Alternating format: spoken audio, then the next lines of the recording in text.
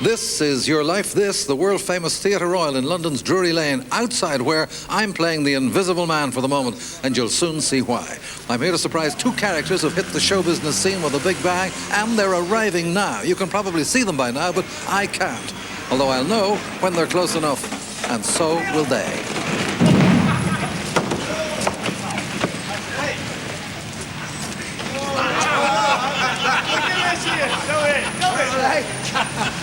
I hope you weren't rocked half as much as I was coming out of that cannon.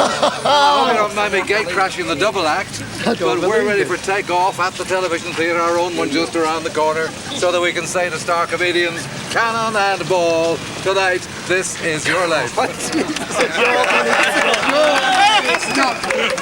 can't believe it. I can't believe this. Oh, look, this is your life on a bike. God. Get me a cigarette.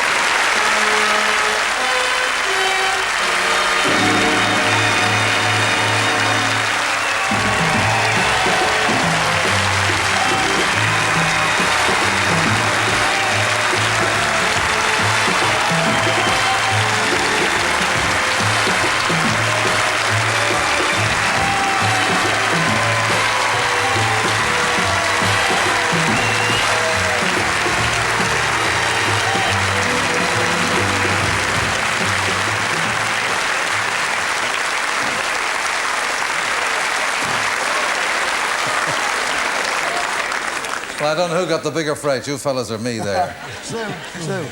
Well, Tommy Cannon and Bobby Ball, this is your life, and yours is a friendship as well as a professional association that was welded when, appropriately enough, you worked together as welders at the factory of Bowden Trailers in Shaw Road, Oldham, nearly 20 years ago. There's Tommy. You used to have workmates doubled up laughing at your banter as you worked side by side, and I guess you'd no idea then that one day you'd have millions laughing as stars of your own television show. Ladies and gentlemen, Cannon and Ball.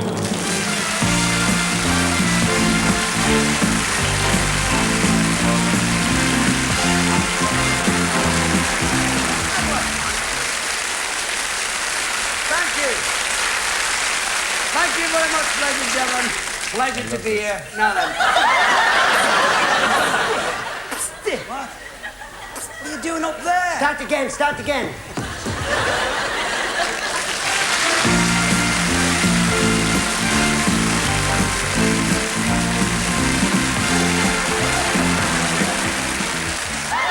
And down those steps have come some famous names. Look, I am very busy. Now, what exactly is your complaint? Complaints. With a million of them. I've made a list. The wicked Cardinal Richelieu. He tries to get rid of me. Get rid of you? There's a lot of mileage left in you. Rock on, Lena. Three talented ladies who've guested on different shows in your series, but fellas, tonight you get them all at once. They're here. Diana Dors.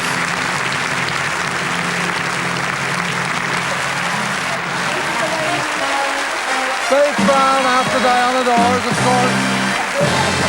June Whitfield. Thank you, Faith.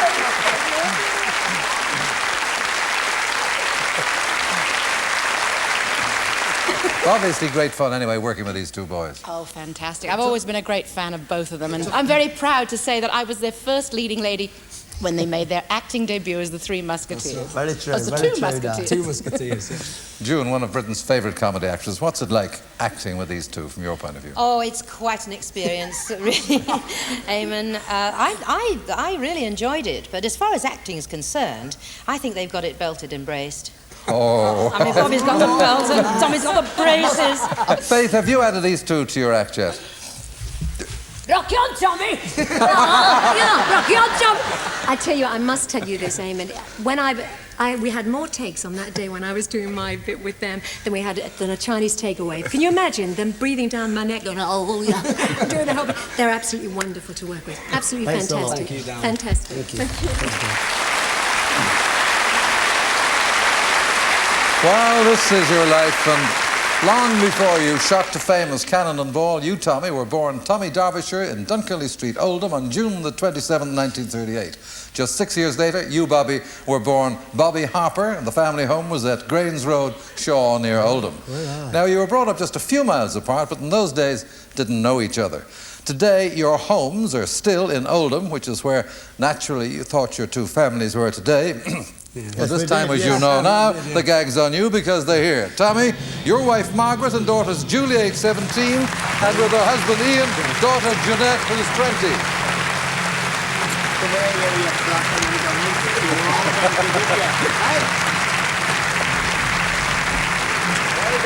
And Bobby, your wife Yvonne, with daughter Joanne, age 9, and sons by your previous marriage, Darren, who's 12, and 16-year-old Robert.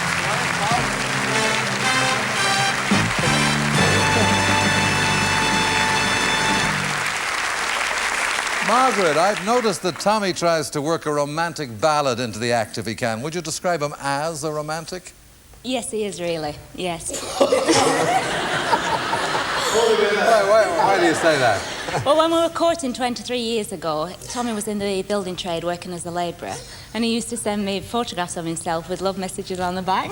Well, I can tell you, Tommy, Margaret's quite a romantic herself because she's kept those photographs and brought a couple with her. Here's one. What's on the back of that one, Margaret? What's written on the back of that? Ronnie Carroll. To the most wonderful girl in the world, love, Tom. And this one? There's a handsome man. To Margaret with all my love from Tom. Well Ronnie Carroll. Yvonne, was Bobby here just as romantic when you two first met? Hardly, Eamon. We met at a party with mutual friends, and it was very, very crowded. And there was no seats for anybody. Are you nervous? Very. So I went over to pinch his seat and he shouted, "Don't you pinch my seat." Anyway, eventually I agreed to go out with him, but he made me walk on the pavement. He walked on the pavement, I walked on the roadside because I'm 5 inches tall. Say hello,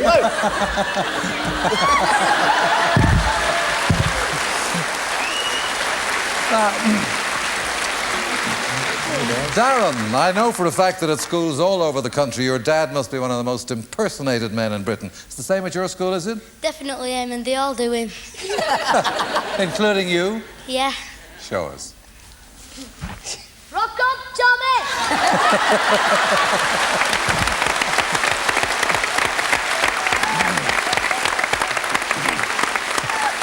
Well, one of Britain's best-known catchphrases, but what's very little known about you two are the shows you do to raise money for causes close to your hearts. Research into leukemia is one.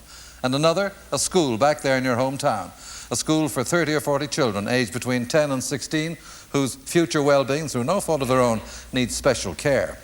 And yours is not just a token gesture, but something that really is marvellous. For Bobby, living just round the corner from that school, the door of your home has always been open to those children. In fact, Cannon and Ball have scored a very big hit at Greenbank School. Okay. Set the ball back then. Rock on, Tommy. Aye, Bobby. Thanks to you, we're the best dressed team in the league. Hope we get the results to match. And here's your old pal, Ken Kent, who organises all those charity shows that you do. Well, Bobby, this is the kids' impression of you. Tommy, I think they're still working on yours. They're having trouble with it.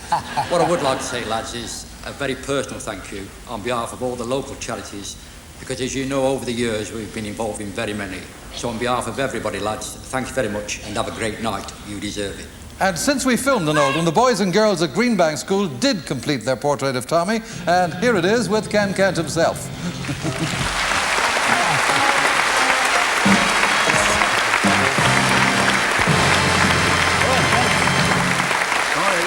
A very good one it is too, and you can give it to him later. Thank you, Ken Kent.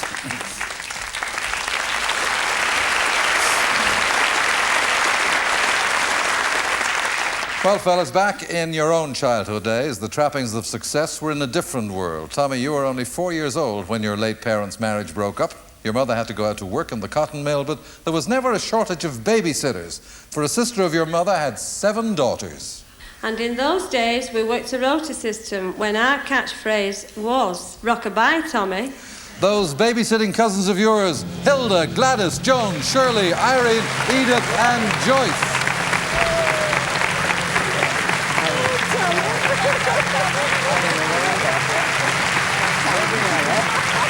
And last but not least, she's made the journey at the marvellous age of 81, your Auntie Alice.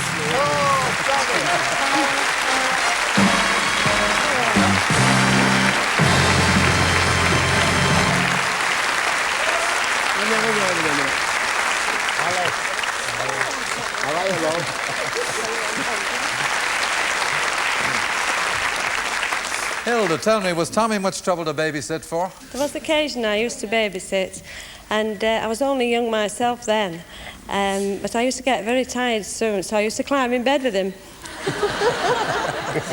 But tell me, Irene, did little Tommy not get fed up having all girls looking after him? We weren't all girls, Eamon. We had a brother, and Tommy became very fond of him. And he was more like a big brother to him. This was the brother that later, I gather, took you to play football in the park, Tommy. Yeah. You remember him? Yeah. Are you crying?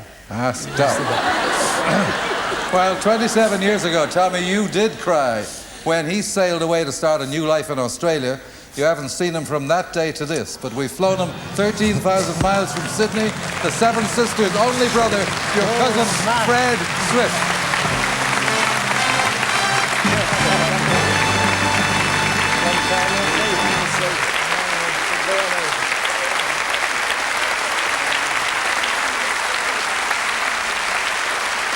Fred, tell me, what do you remember most of those babysitting days for young Tommy?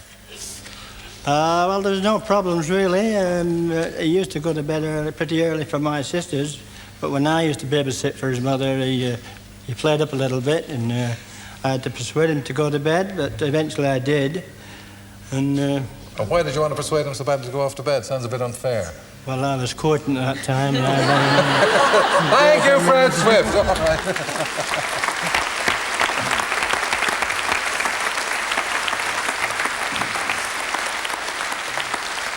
Alice, you got quite a family there. I'm very pleased to be here tonight for our Tom and Bobby, but I'm just sorry that my sister can't be here. She died 2 years ago. My sister Edith. I've missed her very much.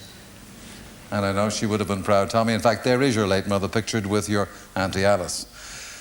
Bobby, when you were a youngster, you didn't need a babysitter because there was a nursery at the cotton mill where your mother worked, so she used to take you with her to work. They sometimes had lunch break concerts in the mill canteen, modelled on the old radio show Workers' Playtime.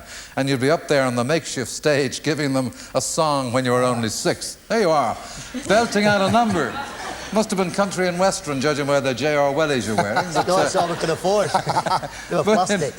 In one of the most requested numbers you did, you had a 8-year-old partner. Yes, There's a rich Maharaja of Magadha. That partner of yours 30 years ago, of course, your sister Mavis, and with her your mum and dad, May and Bob, and a great pal of yours, Mavis's husband, Trevor. Oh, no. Where's the cat? Put it on.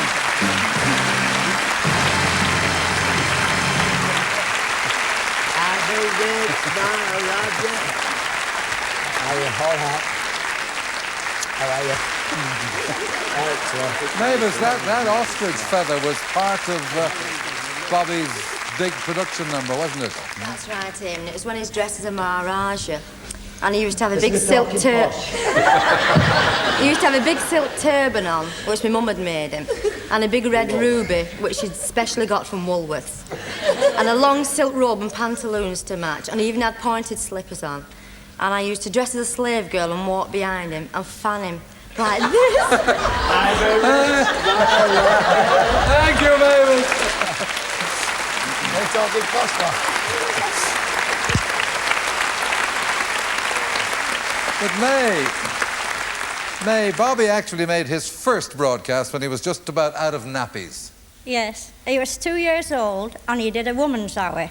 She came to the mill where I was working. Cotton mill, weren't it? Oh, yes. Hard days. Yeah, hard days. And she came to this cotton mill anyway. You've knocked me off, Bobby. Sorry. He does it with me, Mother. Anyway, he couldn't sing the song, he had to sing so. He did a poem what the father learned him. Well, what did he do, Bob? Well, I'll never forget it, even. He gave a little poetry, and it went on the air. And there were millions heard it.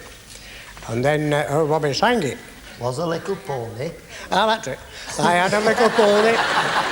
His name was Dapple Grey. I lent him to a lady to ride a mile away. That's it. Well done.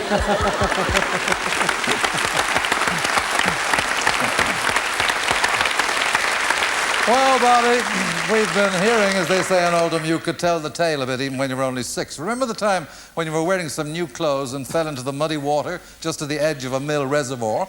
You know you're going to get what for from your mum when you get home, so you turn to your best pal who's there with you. And you said, we'll have to think of something or my mum will kill me. That same pal from 30 years ago, Dennis Henthorne.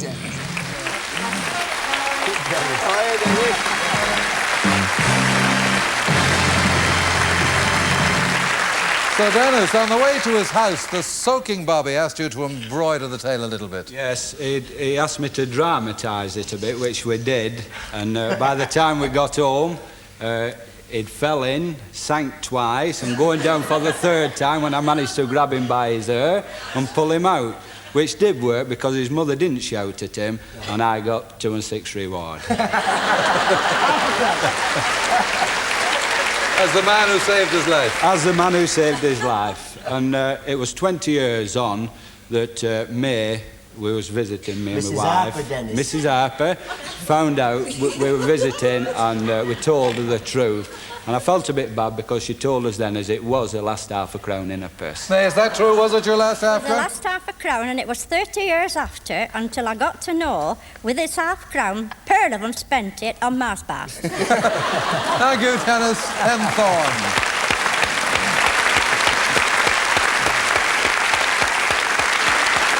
Well, Tommy, your school days at Moorside Junior School, then the Blue Coat School, and after working as a labourer in the building trade, you become a welder.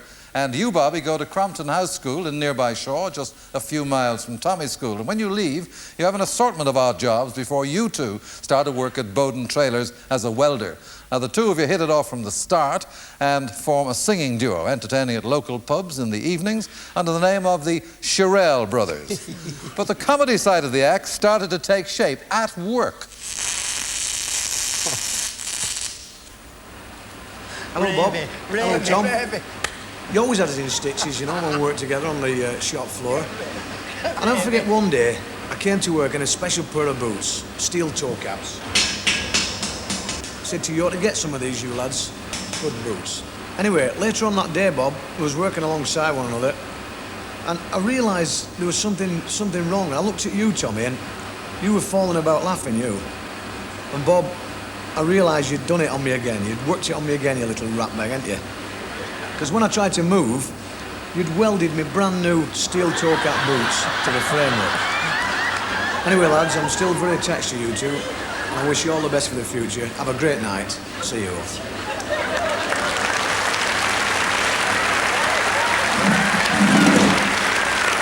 And here he is in person, your old workmate, Ronnie Ravy.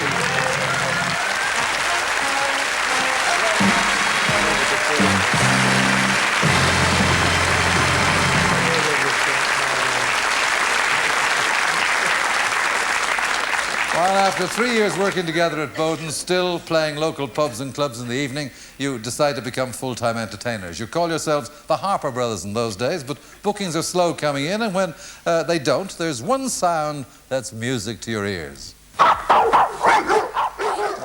Kim, down. The barking of the dogs and the voice of your great friend, Nellie Holland. Oh, yes, Nellie, yes.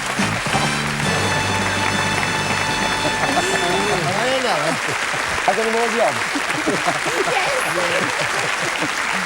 Nellie, why was that barking music to the ears of the lads there? Well, because I used to board dogs, Eamon, and when the boys were resting between show business engagements, they came up to the kennels and did odd jobs to earn a bit of extra cash. And Tom nearly ended his career right there because the fattest dog we had adored him, and one day she bashed the door down to get at him, knocked him flying, and he ended up with his head in the mop bucket and this great beastie sitting on his chest. But, you know, it wasn't instant stardom. They had hard times, and I'm so, so pleased for them that they made it. Thank you, Nellie Howell.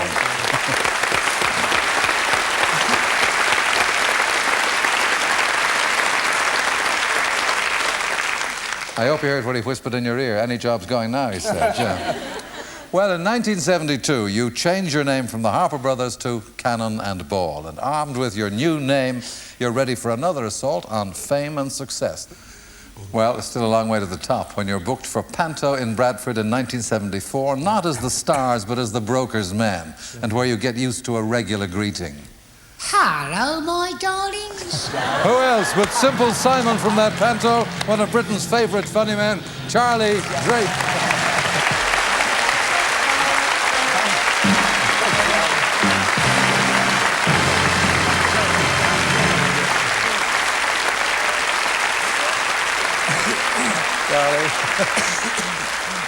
Now, Charlie, I know that you and the lads got on very well when you worked together, but didn't you end up throwing things at one of them? I did a big slapstick scene on the end of the show, which was quite dangerous, and I said to the actor who'd been booked to play it, now be very careful, because you might slip, do you see? And he said, yes, sir, he said. And I was worried about this man, so I called Tommy. I said, Tommy, I want you to watch this scene because you may have to play his part. And Tommy wasn't too keen about that. He said, well, he won't ever be off, will he? I said, it's doubtful. Doubtful. And each night Tommy would stand and watch. And one day the actor broke his ankle making his entrance in the first part of the show. So I went to the side of the stage and Tommy was standing there. I said, Tommy, do you know it? And he said, yes. I said, well, you're going to do it. And he said, when? And I said, now. But after 3 or 4 days, he was tremendous and did tremendously well. And the actor came to me on about the 5th day, and his ankle's still like that. And he said, Mr. Drake, I can go on. I said, well, you can't. Your ankle's that size. He said, it's better. He said, it started getting better the moment that fella walked on and started getting those laughs. So we played the scene that night, which was wonderful, and I thanked Tommy very much for helping me, and he said it was a pleasure. Then I saw Bobby there. And what happened then is the secret of these two boys' success. To be a partnership, you must show great affection towards each other.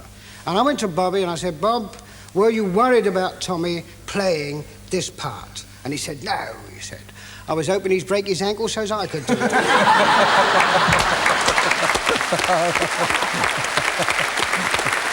Thank you, Charlie Drake.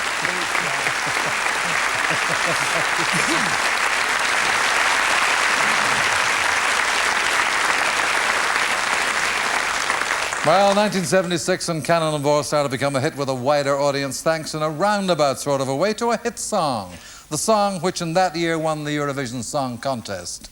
Your kisses for me, save all your kisses for me. Saving all their kisses for you. Eurovision Song Contest winners, Brotherhood of Man. Sandra, Lee, Martin and Nicky.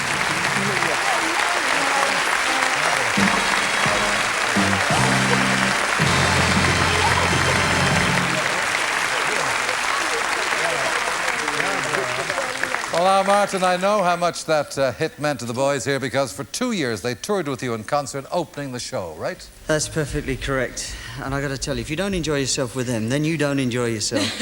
We've watched them so many times from backstage, and, well, actually, it really got us nearly into hot water one night, right, Nick? Yeah, it was terrifying, because if you remember at Bridlington, Sandra and I had our Carmen heated rollers in. Careless. That was me and Lee, actually. And, of course, Bobby saw us, and he said to Tommy, oh, he said, look, there's 2 Ilder Ogdens over there. And they went to drag us on stage. He said, look, they're on next, you know. And, of course, we had to exit over the crashing of scenery and everything. Right, nearly ruined our career. Yeah. I can see that. Thank you, Brotherhood of Man.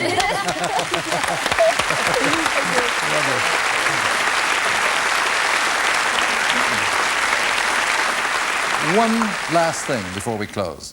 We're going back to your hometown of Oldham, to that special school, and to Headmaster Glyn Griffith, who knows how much you bring to the lives of those children at Greenbank. Hello, lads. Thanks for all your help in raising the funds.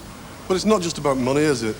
It's about the personal contact, it's the caring about people, it's having your heart in the right place. That's what really matters. That's what really matters, and the two of you really matter to them, which is why they're here. Some of the boys and girls of Greenbank.